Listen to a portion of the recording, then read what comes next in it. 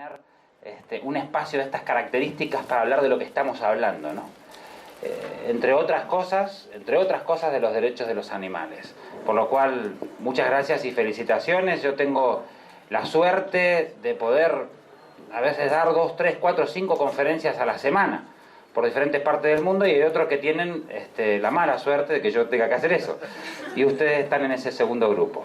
Así que la verdad es que sé lo difícil que es organizar este tipo de cosas, sé el reto que supone, el desafío que supone, y también muchas gracias a ustedes por apoyarlo, por estar hoy aquí en este evento y especialmente por haberse interesado sobre este tema. Como bien decía la introducción, voy a hablar de una parte que parecería que últimamente a la sociedad civil no nos gusta hablar, que es de política, ¿no? Y no voy a hablar de la política, voy a hablar de lo político. Y hay una pequeña diferencia entre la política y lo político. Y ese es el asunto que quiero tocar. Para empezar, vamos a analizar qué es la política, ¿no? Y vamos a analizar qué es lo que sucede constantemente con la sociedad civil organizada, con nosotros, con los activistas, con los movimientos por la liberación animal. ¿Qué es lo que nos sucede? O sea, ¿con qué nos encontramos? ¿Con qué barreras nos encontramos? Y voy a hablar de dos tipos de barreras, las barreras externas y las barreras internas. No sé cuál es peor, pero hay dos tipos de barreras. Nuestro movimiento tiene barreras internas y evidentemente también hay muchos problemas que nos encontramos fuera. El primero que quiero abordar es, vamos a analizar qué es la palabra política, porque para muchos de nosotros es una mala palabra. Pero las malas palabras en realidad tienen que ver con estrategias que las han vuelto malas palabras. Por ejemplo, ustedes saben que hoy, si alguien le dice, usted hace una pregunta retórica, o eso es pura retórica, en realidad eso viene de una estrategia de aproximadamente 5 o 6 siglos, donde los retóricos, que antes la retórica era considerada una de las bellas artes en la humanidad, luego fue comenzada a ver como uno de los digamos, elementos perjudiciales para la sociedad, de los charlatanes, los cantamañanas y tantas formas que se le llamaba a la gente que usaba bien la retórica. O sea, sin ir más lejos, Sócrates era un enorme retórico, un maravilloso retórico que fue justamente ejecutado por ser un sofista, por ser un retórico. Entonces imagínense que esa estrategia que se siguió a partir del siglo XVI, donde se utilizó la palabra retórica de esta forma, donde se le puso esa connotación negativa, se ha seguido en muchos otros campos, y por eso parece que hoy aquellas batallas que ganamos con la retórica, porque sin ir más lejos la batalla que pudimos ganar en Cataluña la ganamos así, la ganamos a base de argumentos, y es esperanzador que todavía existan batallas que se ganen en el terreno del argumento, es realmente esperanzador que eso suceda. Más allá de esta cuestión, en lo político nos pasó exactamente lo mismo. Pasa de que esa palabra tiene una connotación negativa. ¿Pero quién le ha puesto esa connotación negativa? ¿Por qué? ¿Con qué estrategia? Curiosamente, han sido los mismos cargos electos políticos los que han intentado que esa palabra tenga connotaciones negativas. Y ustedes se dirán, ¿por qué? Si ellos son políticos. Y justamente hoy se los considera los políticos y la sociedad civil por otro lado. ¿Por qué ellos mismos van a poner esto? Bueno, miren, no todos los políticos son iguales. Eso es algo que se repite mucho. Toda la gente dice, todos los políticos son iguales. Eso es un simplismo muy grande. Es un simplismo que no corresponde a un análisis de profundidad sobre el asunto de la política. Yo he conocido cargos electos políticos, gente muy interesante, gente muy comprometida con sus propios ideales, con el cambio social, con la ecología, con el medio ambiente. Sin ir más lejos, ustedes pueden ver los últimos 2 años, la legislatura del alcalde de Bogotá, Gustavo Petro, prohibió las corridas de toros, sustituyó más de 2.000 caballos de tracción animal, hizo una política pública, una inversión pública increíble en política de protección animal, ha trabajado por los pobres, ha dado agua a más de 300.000 personas en Bogotá que no tenían agua. Realmente es un cambio, una visión, digamos, pasó de aquel formato de la izquierda antropocéntrica a un pensamiento de economía verde, ¿no? Y eso es súper interesante, y por lo cual yo no puedo jamás decir que Gustavo Petro es igual a otros políticos que atentan constantemente contra los animales, que atentan constantemente contra la naturaleza. Verdaderamente sería un insulto decir una cosa por el estilo. Entonces, a lo que voy es que ese simplismo lo tenemos que abandonar. ¿Pero de dónde viene ese simplismo? ¿De dónde proviene? ¿De dónde decimos todos los políticos son iguales? Esto es fácil. Si un abogado es malo y un médico es malo, porque políticos malos hay, abogados malos hay, médicos malos hay, y también hay buenos. ¿Cuál sería la estrategia del mal abogado? Decir que todos los abogados son iguales. Es una maravillosa estrategia. Entonces, ¿de dónde proviene la estrategia de que todos los políticos son iguales? Ese simplismo proviene justamente de ese sector político al que no le conviene ser comparado internamente, al que le conviene que se lo agrupe de ese modo. Sin ir más lejos, acá muy cerquita en Brasil ya tenemos un senador que es un cargo electo vegano y se ha postulado como tal y se ha postulado con unas políticas públicas por la protección de los animales, y en el muy poco tiempo que lleva como cargo electo, que si no me equivoco son 7 meses, ha presentado una cantidad de iniciativas increíbles por los animales y que esperamos que prosperen en el Brasil, en nuestro país hermano. Entonces, evidentemente yo no puedo considerar que Roberto Trípoli es igual a otros políticos que se dedican a organizar corridas de toros o jineteadas o carreras de galgos o peleas de perros. Evidentemente no es igual, lo siento, pero no negocio en esos aspectos. Como les decía, ese es el primer engaño que nos han hecho creer los malos políticos, que todos los políticos son iguales. Segundo engaño que nos han hecho creer, que nosotros no somos políticos. Ese es otro engaño. Nos han robado un término tan importante como es el término de lo político. Político es todo aquello que nosotros proyectamos socialmente, un pensamiento ideológico, una postura política como es el propio veganismo, que es una postura política porque no solo beneficia a los animales, sino solo plantea de que estamos en contra de la opresión del fuerte sobre el débil, que ya de por sí es un planteamiento político fuertísimo, sino que además estamos hablando de que no estamos a favor de la contaminación ambiental, estamos hablando de que no estamos a favor del desarrollo del capital financiero y la especulación del grano, estamos hablando de que no estamos a favor del hambre en el mundo, estamos hablando de que no estamos a favor de una serie de injusticias que provienen del consumo de productos de origen animal. Entonces, evidentemente, el veganismo es una postura política probablemente más fuerte que ser de izquierda, derecha o centro. Es una postura política en contra del discurso de poder. De yo hago esto porque puedo, no porque debo, no porque esté bien, no porque algo me lo permita, sino porque puedo hacerlo porque el otro es más débil. Entonces, ese planteamiento es muy importante. Entonces, ese planteamiento es radicalmente político. Probablemente soy yo más político y todos ustedes más políticos que muchos de los que hoy ostentan cargos públicos electos porque hay unas elecciones que les han dado tal particularidad público, tal rol público. Ese es un asunto. El tercer asunto, como les digo, primer asunto, no todos los políticos son iguales. Segundo asunto, nosotros también somos políticos. Tercer punto, parece ser que nos han hecho creer que la política es sucia y que meter la mano ahí es ensuciársela. Entonces, claro, si yo no meto la mano ahí me voy a dormir tranquilo porque me voy a dormir con las manos limpias, porque yo no toco la política.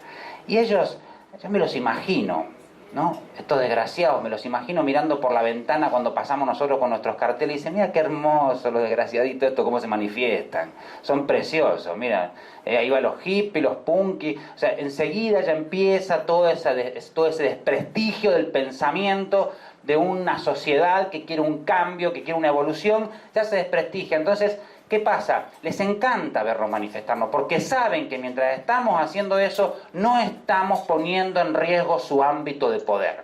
Porque acá lo que pasa cuando trabajamos en movimientos sociales, y cuando no lo hacemos desde una visión política del movimiento social, el problema que estamos teniendo es que forma parte de este pensamiento de la participación, como si la participación fuera suficiente. ¿Qué quiero decir? Si lo empezamos a utilizar en una conjugación verbal, decimos yo participo, tú participas, él participa, nosotros participamos, ellos deciden. Y esto funciona así. Funciona lamentablemente así.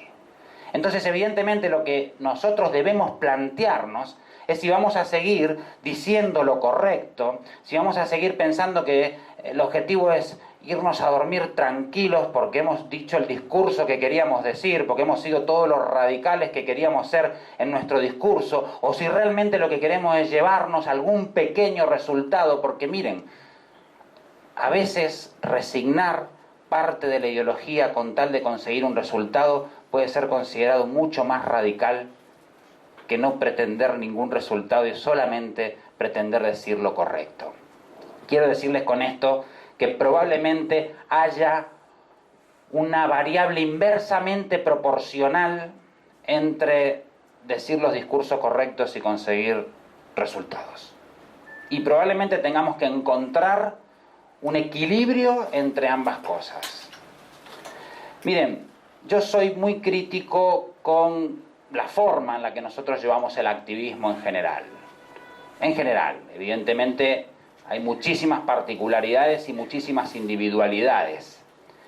Pero en este momento pareciera como que anda circulando por el mundo una vegana inquisición que se está dedicando a ver quién es más vegano que el otro. Me hace acordar al de Lisa Simpson, aquel que no comía nada que tuviera sombra, era vegano de nivel 5. Y me recuerdan a... Me da la sensación que en definitiva no estamos queriendo acá cambiar unas realidades y no estamos queriendo defender a los animales. Me da la sensación de que estamos defendiendo una postura. Me da la sensación que estamos defendiendo un ideal. Como dice el libro Las manos sucias de Jean-Paul Sartre, dice, bueno, dos personas que debaten sobre posiciones políticas un poco diversas, uno más pragmático, el otro más idealista, y uno le dice al otro, el pragmático le dice al idealista, tú no amas a los hombres, tú amas a tus ideales. Y ¿cuántas veces corremos el riesgo de caer en ese estado mental? De pensar que el veganismo, por ejemplo, es un objetivo en sí mismo. No, el veganismo es una estrategia. Es una estrategia y ahora es lo que quiero abordar con ustedes. ¿Qué tipo de estrategia es? Porque ese es el asunto. Entonces, yo a veces hablo con la gente y le pregunto, suelo preguntar, ¿qué es el veganismo? Y es una estrategia aritmética donde si todos nos vamos haciendo veganos, en un tiempito ya está, se acabó todo esto y... Bueno. Primer punto que me gustaría tener en cuenta es el veganismo lleva difundiéndose aproximadamente unos 50 años en Inglaterra. Fue el primer lugar donde se acuñó el término y el pensamiento vegano desde ese punto de vista, pero no nos olvidemos que el vegetarianismo existe desde años inmemoriales. Yo creo que el primero que me acuerdo es Pitágoras, pero seguramente había gente antes. Y no ha sido una dieta excesivamente abrazada por la mayor parte de la sociedad, excepto algunas culturas muy puntuales. Pero bueno, el veganismo vamos a poner que es un principio diferente, basado en derechos, y no basado solamente quizá en la salud o en otros aspectos, sino basado en un principio ético. Está bien, vamos a poner que este pensamiento nace en los años 60. Muy bien.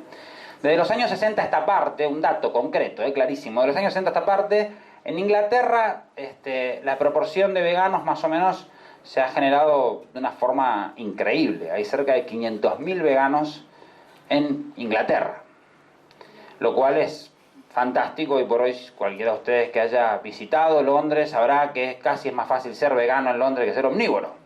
Y es fantástico, ¿no? Porque en cualquier lugar a uno le entienden lo que quiere comer y demás. Y eso ha provocado que haya todavía más gente que pueda optar por ese modelo de vida.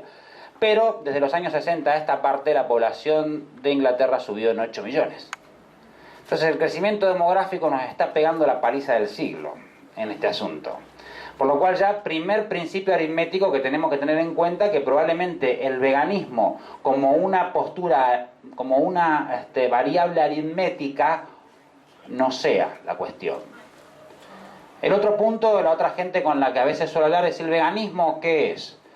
No, el veganismo es una filosofía de vida. Yo nunca entendí eso de filosofía de vida. No sé si alguien lo puede entender. Quizás sea como, no sé, el cúmulo de ciertos pensamientos que van generando en vos una forma de actuar, de pensar, y como consecuencia una forma de actuar. Pero bueno, la filosofía, como en la gran mayor parte de las veces no es aplicable al pensamiento práctico, probablemente el veganismo no sé si entraría en ese concepto. Pero supongamos que es una filosofía de vida, y supongamos que podamos aceptar que el veganismo es una filosofía de vida, y está bien. Luego hay gente que me dice, no, el veganismo es una postura ética.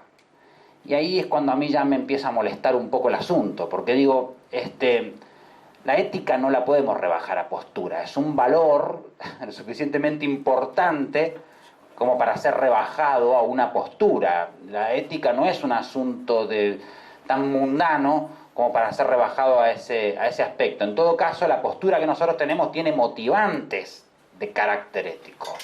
Son valores, los valores motivan, generan movilización, generan cambio en nuestra estructura cultural, nos permiten romper modelos culturales para luego cambiar un modelo de pensamiento, de actitud, de acción. Pero evidentemente no pueden ser solamente eso.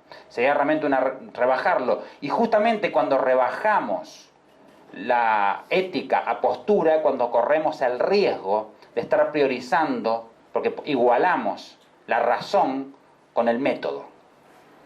Si nosotros igualamos razón y método, razón ética, no quiero comerme a seres sintientes, no quiero explotar a seres sintientes, lo igualamos a método, mi método es ético también y no quiero alimentarme a seres sintientes, estamos poniendo una igualación, por lo cual corremos muchos riesgos y en muchas veces, o en la mayor parte de las veces, caemos en la trampa de poner por encima los intereses, el movimiento de los derechos de los animales que los intereses de los animales.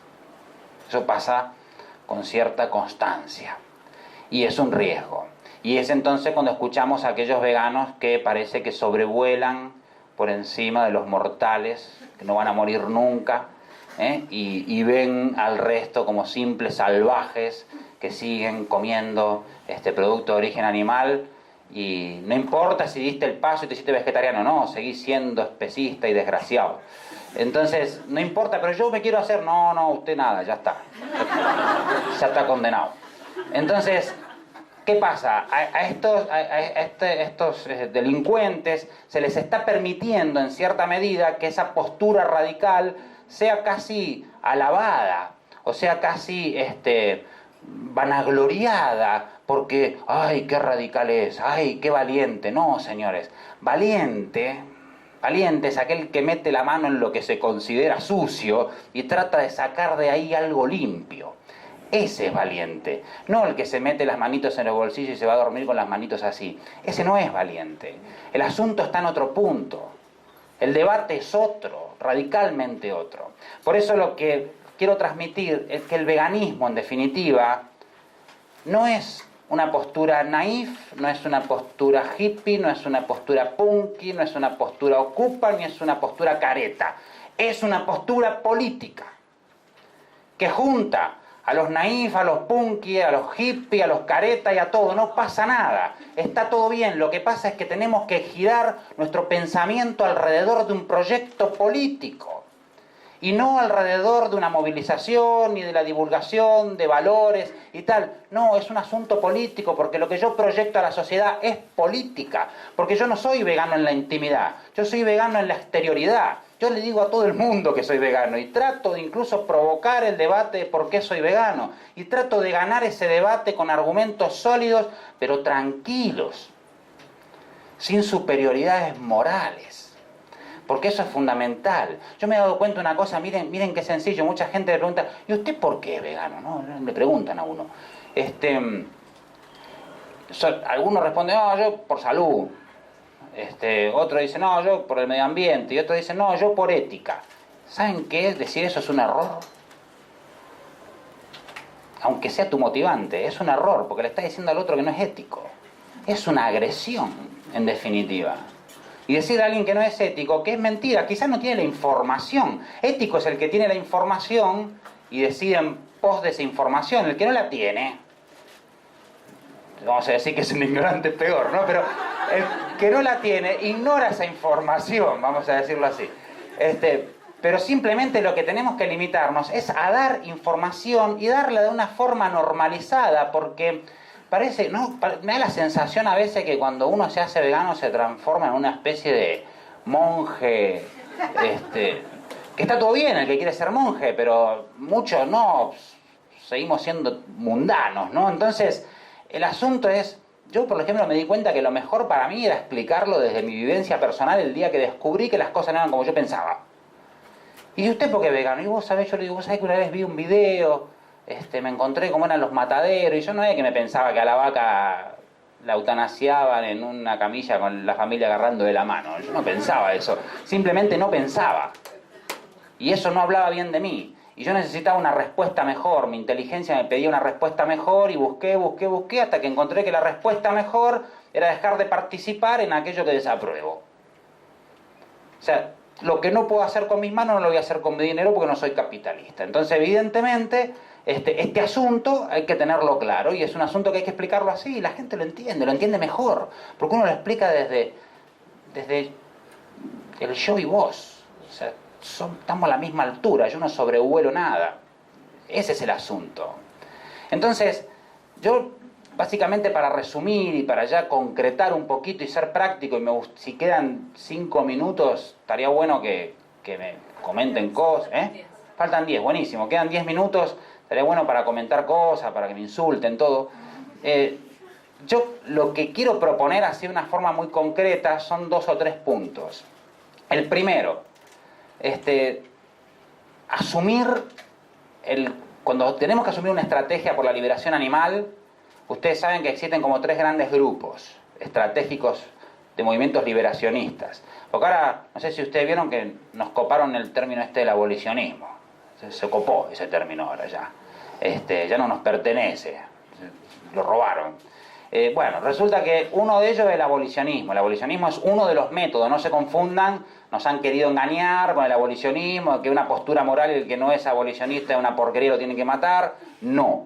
Esto no es así. El abolicionismo es un método para llegar a la liberación animal. La liberación animal es realmente el fin ético, el fin moral al que queremos llegar, el fin que corresponde en el reto que nos corresponde a esta época, que es justamente conseguir los derechos de los que nunca los tuvieron. Entonces, ese es el asunto, eso es la liberación animal. A la liberación animal se puede llegar de muchas formas.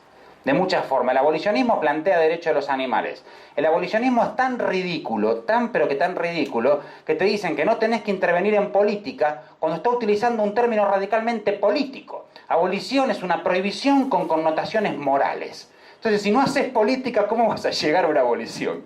Es bastante absurdo el planteamiento, pero bueno, ahí los abolicionistas cada vez son menos, por suerte. Segundo, el antiespecismo. El antiespecismo lo que plantea es una cosa muy interesante, que es pasarse de largo, por decirlo así, de lo que son los derechos de los animales, y ya habla de las obligaciones humanas en un sentido moral hacia los animales. O sea, el abolicionismo lo que plantea no nos relacionamos más con los animales. Encontrás un perro atropellado, no pasa nada. El asunto del antiespecismo no, es hacer por otros animales de otras especies lo mismo que harías por la tuya. En mi opinión, el antiespecismo para mí fracasa en discurso, es un discurso que a la gente le está costando mucho comprender. Y luego hay un tercer grupo que es el pragmatismo, que es con el que yo me siento más identificado, que consideramos que cada caso debe ser analizado por separado, que si hay que hacer política se hace política, que si hay que trabajar en una visión más educativa se trabaja en una visión educativa, pero que evidentemente partimos de la realidad del día de hoy, de una tremenda explotación animal como nunca se había vivido en la historia de la humanidad, ¿no? Piensen ustedes que la diferencia entre los animales y otros movimientos sociales ha sido que todos los otros se iban como reduciendo, ¿no? La esclavitud se iba reduciendo y tal. Bueno, acá no, acá vamos subiendo. O sea, esto es un tema complicado, ¿no? Si lo ponemos a pensar es más preocupante de lo que a veces a primera vista se cree. Entonces, bueno, ese es el asunto. Y el tercer punto, como les decía, el pragmatismo no es una reducción de las reivindicaciones en absoluto. Somos veganos como cualquier otro y pensamos que el mundo tiene que tender a eso, pero también entendemos que no toda la gente se va a hacer vegana mañana, por mucho nosotros le demos un discurso, y menos si usamos esos discursos agresivos de la vegana inquisición. Entonces, por eso, este es el planteamiento. Tener claro que no nos tenemos que dejar engañar con terminologías. El hecho de que estas dos primeras corrientes estén usando términos que además tienen connotación moral, no quiere decir que sean moralmente superiores a la otra. Quiere decir simplemente que han usado esos términos. Pero son métodos. El objetivo que planteamos todos es el mismo. Lo divergemos es en el método. Por eso a mí me preocupa a veces, y me ocupa en estos momentos ya, porque llevo como un mes enojado, me preocupa que ya hay acusación moral. Usted es moralmente inferior a mí. Bueno, muy bien, vaya. Entonces, este es el asunto. Y para terminar ya, para dejar claro otro punto más, a mí me gustaba hacerles una última reflexión. Saben que los abolicionistas, sobre todo, les gusta mucho compararse con el movimiento de la abolición de la esclavitud. Y acá hay un tema que, si vamos a analizar la abolición de la esclavitud, vamos a analizarla en profundidad. ¿Qué fue lo que pasó con la abolición de la esclavitud? O sea, ¿cuál fue el proceso para llegar a la abolición de la esclavitud? Lo primero es que tuvo que haber una alternativa. Esa alternativa se llamó revolución industrial. Si no hubiera habido máquinas capaces de reemplazar a los esclavos en el campo, soy bastante escéptico con respecto a que ahora no tuviéramos todavía esclavos en el campo.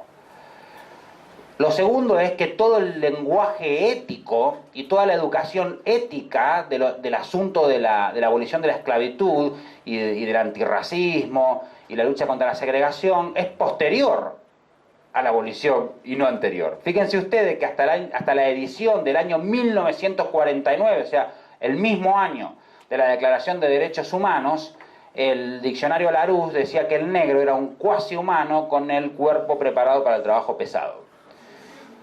Claro, imagínense ustedes que varios de los estados de Estados Unidos mencionaban estudios científicos muy parecidos a los que existen ahora para referirse a los animales, que decían, justificaban la esclavitud de algún modo, vamos a decirlo así. Había uno que a mí me pareció fantástico, aparte por ser el más nombrado. Todos estos estudios están todos recopilados en un libro que les recomiendo, se llama La justa medida del hombre.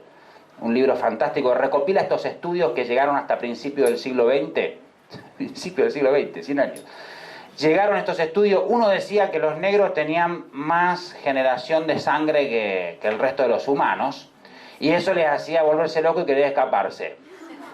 No, estudio nombrado, no, pero no termina acá, nombrado en varios estatutos de regulación de la esclavitud en Estados Unidos, en varios estados. Entonces, lo que recomendaban era un tratamiento a base de látigo, porque entonces vos ahí le liberaba sangre al negro y se le iba la gana de escaparse.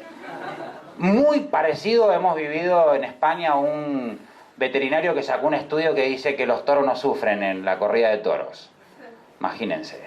Entonces, claro, la ciencia trabajando como ha trabajado desde el siglo XVIII en adelante a favor de los explotadores, a favor del poderoso, por encima del débil, ¿no? Es tremendo. Pero bueno, no tenemos que extrañarnos. Por eso les digo que la educación ética no fue previa a la liberación de los esclavos, fue posterior. Entonces, yo les voy a decir una frase y a ver quién adivina de quién es la frase. Dice: no creo en la igualdad del hombre negro y el hombre blanco. Mientras exista un Dios todopoderoso, los negros no deberán gobernarnos. Hago esta guerra para salvar la unión. La haría aunque no salvara a uno solo de los esclavos. De las memorias de Abraham Lincoln. Entonces, piensen ustedes, y ahora voy a hacerles todo un recorrido y ya esto termino, lo prometo. Yo cuando conocí primero la historia de la liberación de los esclavos, como cualquiera de ustedes o cualquier persona, me creía aquella historia bien pensante, ¿no? De el movimiento de los éticos que fueron a salvar a los del sur. La realidad es que el norte estaba industrializado, el sur era manufacturero, la mejor forma de obligarles a comprar las máquinas eran aboliendo la esclavitud. Y entonces, bueno, a ver, los gringos no fueron a invadir Irak para salvarlo de Saddam Hussein. O sea, las guerras históricamente han sido operaciones económicas con maniobras militares, pero desde las cruzadas en adelante. O sea, esta no iba a ser la excepción, la guerra de secesión, ¿no? Entonces, bueno, evidentemente está este principio que hay que tenerlo en cuenta. Ahora, lo interesante de todo esto es que yo luego, cuando me leí esta frase e investigué un poquito más sobre la liberación de los esclavos, dije, mierda, Lincoln era un desgraciado. Pasé de pensar que el tipo era un fantástico hombre a ser un desgraciado. Y ahora me vengo a dar cuenta hace unos años de que el tipo era un pragmático. Que el tipo resignó discurso para conseguir un objetivo. Les recomiendo que vean la última película que salió de Lincoln, de Stephen Spielberg creo que es. Fantástica. Fantástica. Es una película donde realmente habla de las negociaciones que tuvo que hacer este hombre, porque tenía los radicales de un lado, los esclavistas del otro, y él tenía que encontrar ese espacio político donde poder conseguir la liberación de los esclavos, aunque eso no supiera los estatutos de igualdad, por ejemplo. Los radicales le pedían que los esclavos se liberaran, pero que además sean considerados iguales. Y él sabía que si iba por ese lado, los conservadores más del centro no le iban a apoyar la liberación de los esclavos y la abolición de la esclavitud. Entonces el tipo resigna discurso para poder conseguir ese objetivo. O sea, básicamente, me van a perdonar la palabra, se mete su ideología por el culo con tal de conseguir un objetivo concreto. Y eso, señores y señoras, eso sí que es ser radical. Muchas gracias.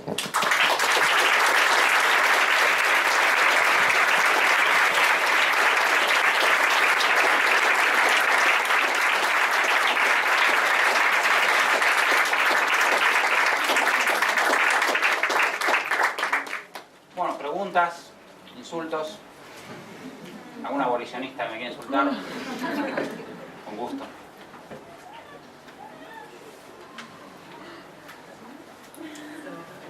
¿O fui demasiado claro? No se entendió nada. Uno de los segundos, pero bueno, mejor. Ahí. Digamos, ¿cómo sería este discurso que no vaya muy en contra para hacer pensar al otro en considerar el realismo? ¿Cómo le definiría? Bien, una pregunta radicalmente inteligente, porque yo hablo mucho, pero luego hay que bajarlo eso a tierra, y está bueno lo que decís. Mira, yo pienso que lo primero que te voy a decir es una recomendación que tienen que ver. Yo, como dijeron al principio, tengo desformación en marketing y bueno, hay algunas técnicas, ¿no? Y te pongo un ejemplo, claro. Suponete que estás escuchando la radio, estás trabajando con tu computadora y, no sé, estás con un gato blanco ahí, lo estás acariciando en un momento y el locutor de radio dice: vos que estás con ese gato blanco y tu computadora, ¿vos qué haces? ¿Está hablando a mí? ¿Dónde está Tinelli? ¿Qué es esto? Te das vuelta, buscás ahí, decís ¿cómo puede ser? ¿Qué te generó ese tipo? Algo que se llama consonancia cognitiva. O sea, vos estabas partiendo de algo que acaba de darse en otra parte y te llama la atención, te genera un anclaje psicológico. Si vos no estás con el gato blanco en la computadora, hubieras seguido lo tuyo como nada. Te hubieras seguido. ¿Qué es lo que quiero decir? Para vos llegar a cambiar algo en el cerebro de alguien, tenés que partir de información que ese alguien ya tiene. Si vos empezás con el especismo, el abolicionismo, el sensocentrismo, el biocentrismo y todo el rollo, la gente no entiende, o sea, la gente no habla ese lenguaje en general, y a mí incluso me molesta hablar ese lenguaje, o sea, me parece un lenguaje muy marciano. Entonces, lo que está bueno es explicarlo de una forma que la gente lo pueda entender. Y como te decía, para mí está bueno explicar la vivencia personal, porque nuestra vivencia personal no fue que nos adujeron y nos lavaron el cerebro y empezamos a hablar de una forma diferente un día para otro después de haber leído los libros de Franchone. No, nosotros en realidad lo que hicimos fue vivirlo esto de algún modo, como explica Tom Regan, ahí como, no sé si leyeron el libro Jaulas Vacías de Tom Regan, recomendadísimo también. El tipo explica como que hay 3 tipos de veganos. Habla de los vincianos, lo dice por Leonardo da Vinci, porque son los que nacen así, con ese pensamiento, con esa intuición, vamos a decir. Luego habla de los emboscados, que son aquellos que se encontraron con algo en la vida, que ver un video, meterse en un matadero por casualidad, no sé lo que sea, y quedarse muy impactados y decidir cambiar. Y luego habla de los damasquinos, que son aquellos que fueron haciendo una evolución muy puntual del pensamiento hasta llegar ahí, ¿no?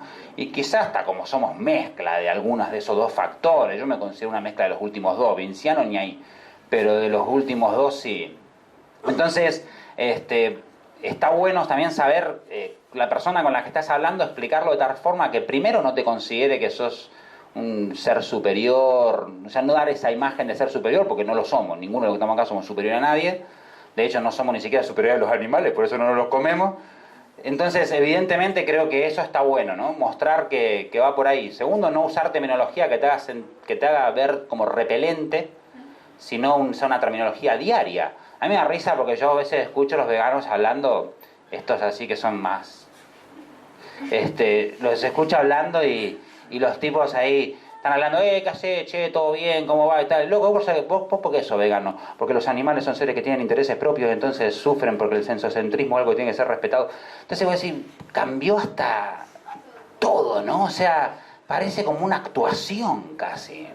Y es la repetición de un discurso de manera constante. Entonces, yo me parece que eso realmente no nos beneficia, al contrario, creo que nos perjudica bastante.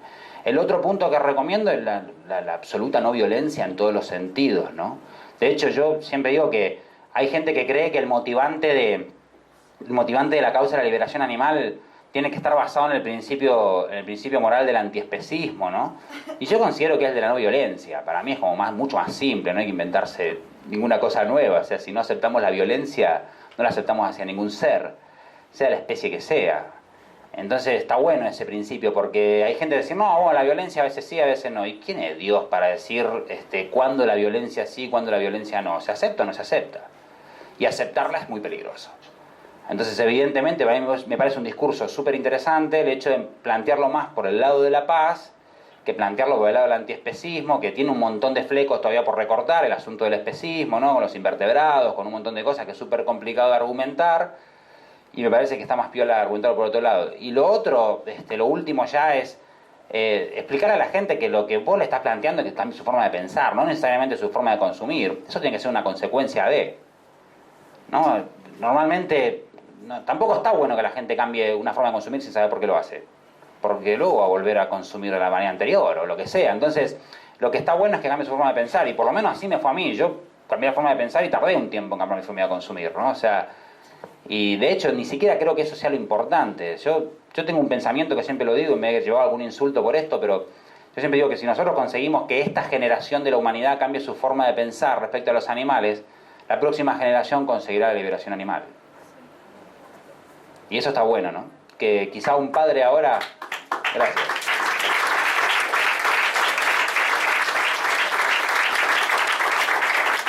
Está bueno que un padre le diga a un niño que la vaca no le da la leche, que se la sacamos, pero que tampoco le diga que no tiene que tomar leche, o sea, que el pibe después decida, ¿no? En su caso, o cosas por el estilo. Así que bueno, esos son un poco mis consejos. Yo creo que va bien. Diga. Primero, me parece muy interesante esto de la cuestión política que vos saltás. La verdad que lo más interesante que escuché en todo el Congreso entre ayer y hoy, después de escuchar tantas cosas, esto es algo individual, esto es yo cambiando yo, ya cambio el mundo y qué sé yo. Y es algo que a mí me molesta muchísimo porque el mundo no va a cambiar con los individualistas. O sea, lo social es mucho más que la suma de individualidades. Y bueno, nada, me parece que es importantísimo profundizar en esta cuestión. Sobre todo a nivel también de estrategia, ¿no? O sea, no es que yo dejo de comer carne y ya va a cambiar el mundo, como a veces se plantea. O sea, hay cuestiones políticas y económicas que atraviesan estas cuestiones que nosotros las desconocemos y bueno, a veces por no saber bien otras cuestiones, producimos toda una cuestión individual. La segunda cuestión, para terminar, si alguna vez te tocó alguno que te dice, bueno, pero las plantas también sufren, vos no sos violento con las plantas. ¿Qué respondes en un caso así? Buenísimo. Y no violentamente, por supuesto. Sí, es difícil en ese caso. Bueno, primero, con respecto a lo primero que decías, te agradezco muchísimo. No sé si merezco tal halago, pero te lo agradezco mucho. En cualquier caso, sí, yo que recomiendo bastante a la gente que en vez de leer filósofos, porque los filósofos están buenos para influir tu pensamiento, pero no para determinarlo. Y en este movimiento es un movimiento tan estúpido que está determinado por estrategias filosóficas. O sea, es radicalmente estúpido eso. De todos los puntos de vista, nunca un filósofo determinó el pensamiento de un movimiento. Imagínense usted que Luther King hubiera sido filósofo y se hubiera quedado ahí en la filosofía, o Mandela, no, en realidad el activismo es mucho más práctico en ese sentido, ¿no? Entonces yo creo que al contrario, es el activista el que tiene que ser el filósofo, bueno, hasta acá llegaste, flaco, lo que decía hasta acá está bueno, pero no te pongas a diseñar estrategia como hizo Franchone, porque no. Entonces yo lo que creo es que acá el asunto es, o lo que tenemos que reflexionar al respecto es estudiar un poco más la sociedad, lo que vos decías, la sociología. Si la sociología fuera solamente la suma de los individuos, la palabra sociología carecería de todo sentido. Entonces yo les recomiendo, por ejemplo, leer algo sobre sociología. Hay un autor que se llama David Niebert, se los recomiendo pero profundamente. Este autor es un tipo que, él dice que el especismo no es la causa de la explotación animal, sino la consecuencia, y esto tiene mucho que ver con el pensamiento de Marx cuando hablaba de la infraestructura, estructura y superestructura. Él dice que justamente los elementos culturales son consecuencia de un principio físico. Bueno, está buenísimo, como lo plantea Niebert. Y yo lo recomiendo mucho porque la verdad es que es súper interesante. Y luego también Emil Durkheim tiene mucho pensamiento de explicar la sociología como un ente más allá de la suma de los individuos y está bueno. Yo recomiendo mucho a la gente del movimiento que lea sobre sociología, no sobre filosofía. Excepto que te quieras dedicar a la filosofía, pero te quieres dedicar al activismo, está bueno verlo así. Perdóname, ¿el último autor cuál dijiste? David Niebert. David... nombraste otro. Durkheim. Emil Durkheim. H-E-I-M. Y con respecto a lo de las plantas, bueno, qué sé yo, es científico eso, ¿no? No tiene sistema nervioso central, o sea, tienen acabados nerviosos, terminaciones nerviosas, pero no está centralizado, por lo cual no hay interpretación. si no hay cerebro no hay interpretación. O sea, la capacidad de desplazamiento que tiene el animal es justamente lo que demuestra de que quiere evitar la agresión. Y entonces violencia, el concepto de violencia está interpretado desde el punto de vista de aquel que puede interpretarla. Entonces, lamentablemente, y ahí donde toca más activismo político todavía, en la mayor parte de los países del mundo los animales son considerados cosas. Es por los códigos civiles. Yo de hecho vivo en un lugar, Cataluña, digo lugar porque todavía no se sabe si es nación o no, estamos en un debate profundo, interesante, muy interesante, pero bueno, vivo en un lugar que tiene su código civil propio. Cataluña es uno de los 5 códigos civiles del mundo que diferencia a los animales de las cosas. Gracias a ese código civil hemos podido dar tantos pasos en Cataluña en los últimos años respecto a la consideración moral de los animales, ¿no?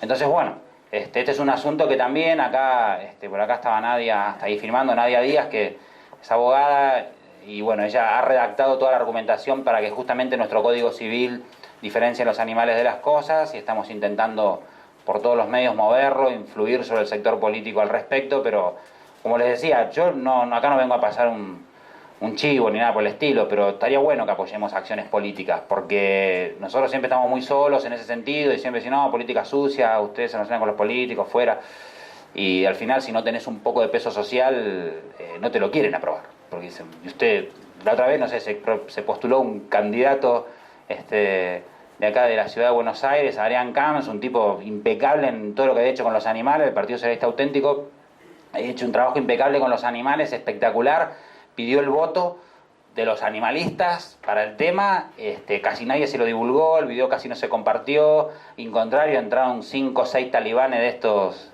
de que hablábamos, se metieron ahí a insultarlo, a decirle que era un especista. O sea, el primero que más o menos empieza a poquito a sacar la cabeza para nosotros fue y le metieron un palo, ¿no? Es curioso. Pero bueno, cuando decía el tema de las plantas, yo pienso que lo que está bueno es eso, o sea, la violencia, según tanto la RAE como Wikipedia, como todas las formas que puedas encontrar, es aquel agravio que se aplica sobre alguien y no sobre algo.